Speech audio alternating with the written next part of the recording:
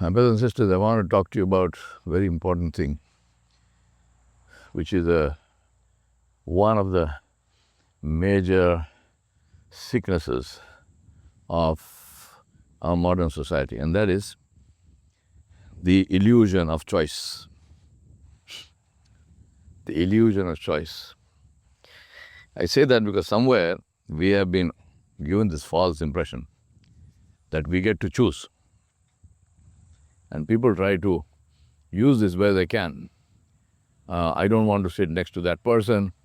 I don't want to learn from this teacher or that teacher.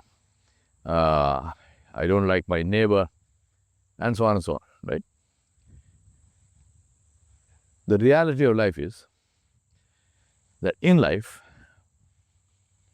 if you are alive, you have no choices. You do not get to choose your circumstances. Your choices are with how you choose to deal with those circumstances. Please understand this. You do not get to choose your circumstances. What you do get to choose is how to deal with the circumstances that are given to you.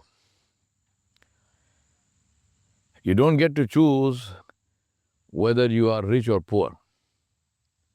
You get to choose the kind of life you need to lead if you want to be rich or if you want to be poor. Now you might say, who will want to be poor? Every sensible person I know in this world wants to be poor.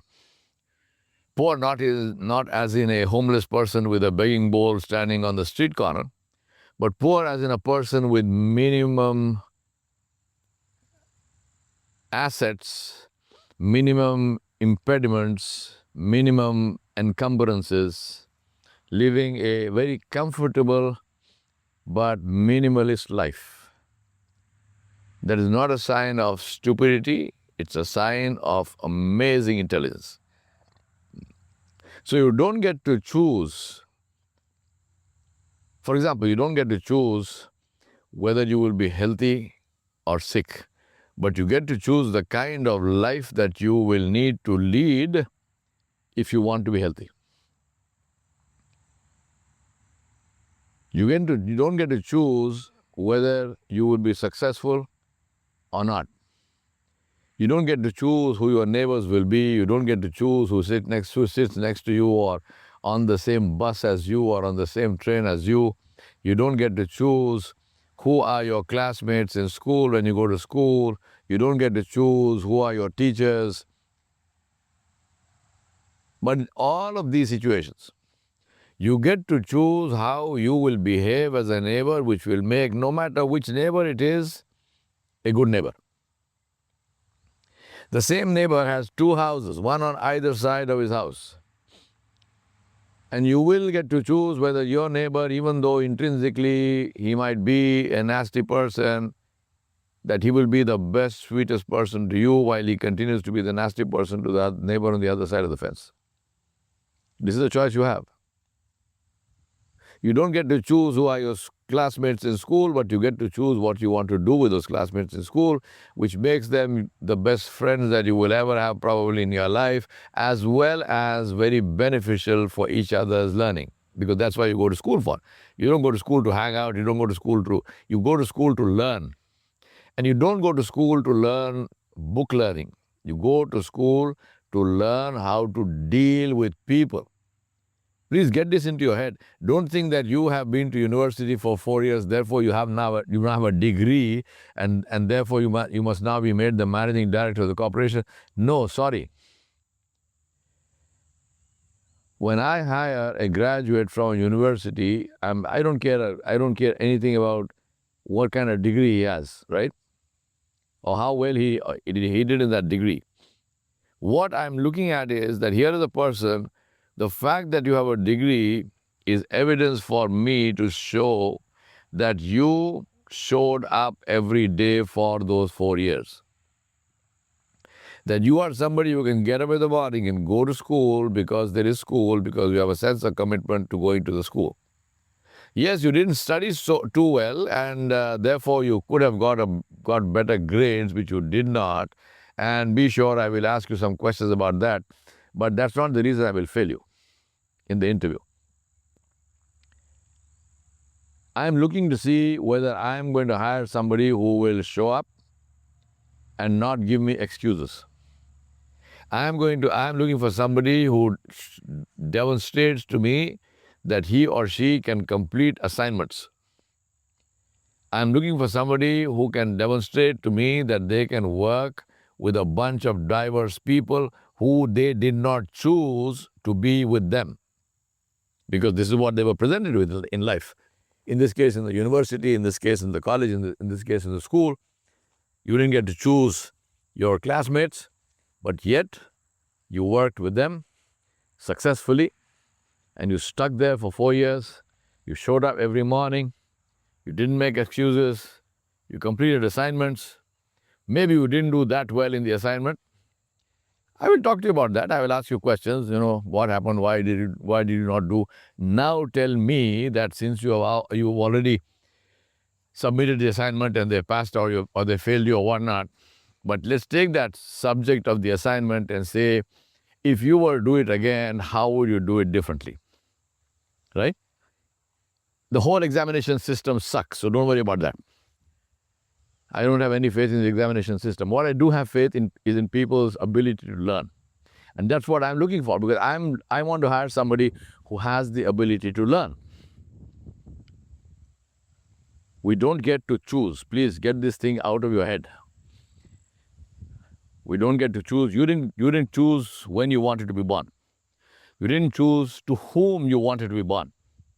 You didn't choose your parents. You didn't choose your country. You didn't choose your nationality. You didn't choose your color. You didn't choose your race. In many cases, you did not even choose your religion.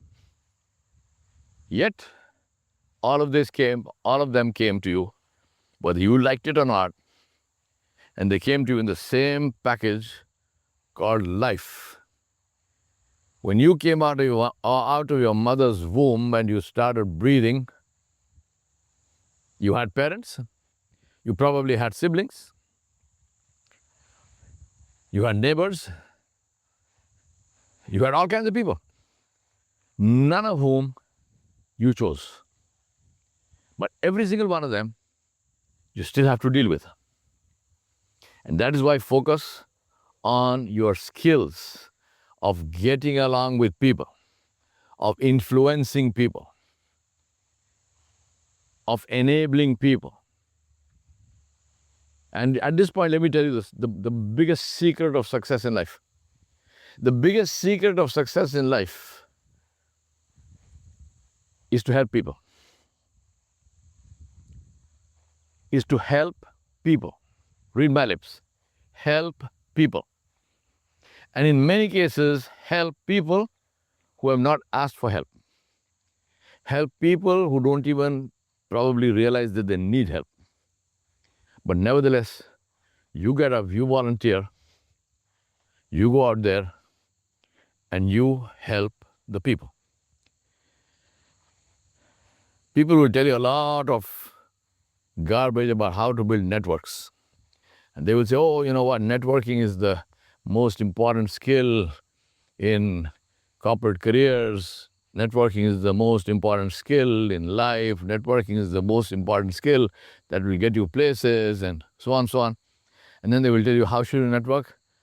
Well, they say, you go to these cocktail parties, you go to this breakfast, you join this club, you join that club. And I tell you, that's a load of garbage. That is a load of garbage. You know how you build networks? You build networks by helping people. Alhamdulillah, I did this all my life. And I didn't do this as a favor to anybody. I did this because I enjoyed myself thoroughly, completely and totally. So I did it. I helped people in all kinds of situations. And you know the benefit of that? Is today when I need any kind of thing, people come out from places I couldn't imagine. And they say, you know what? I heard you're looking for this. But here's the template. I heard you're looking for something, this, blah, blah, blah. Here's how I've done it. See if it works for you. I heard you're looking for contacts in this particular place. I know so-and-so, and I'm going to call him. Please send me some details. I didn't ask him to call anybody. But they did that. They do that. People have memories. So, my submission to you is, get this thing out of your head. There is nothing in this world that you are entitled to. It was all given to you. We have no choices. What we do have a choice on is what you do with what was given to you. And that thing which was given to you is called parents. It's called children. It's called spouse. It's called teachers. It's called students. It's called neighbors. It's called country. It's called world. It's called the environment. It's called animals and birds. It's called plants. It's called grass. It's called happiness. It's called sadness. It's called despair sometimes. But you know who succeeds? Not somebody who never feels despair, because there's no such thing. There is no such thing, my brother and my sister. Everybody feels despair at some point in time if they care enough, if they want something badly enough. The only people who don't feel despair are the people who are probably maxing out on some drug or the other. They're anesthetized. Anesthetized.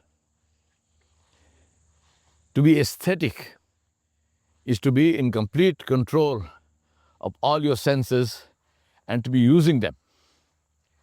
To be anesthetized is the opposite of that, where because of a drug, your senses are now shut off. You're not feeling anymore. And that drug is making you feel the way you feel. And that is why all intoxicants in Islam are haram.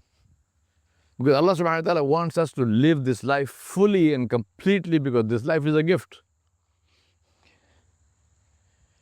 So what do? We learn to live this life fully and completely. And we learn that by living it fully and completely. Not in an anesthetized way, but with complete aesthetic awareness of what life is.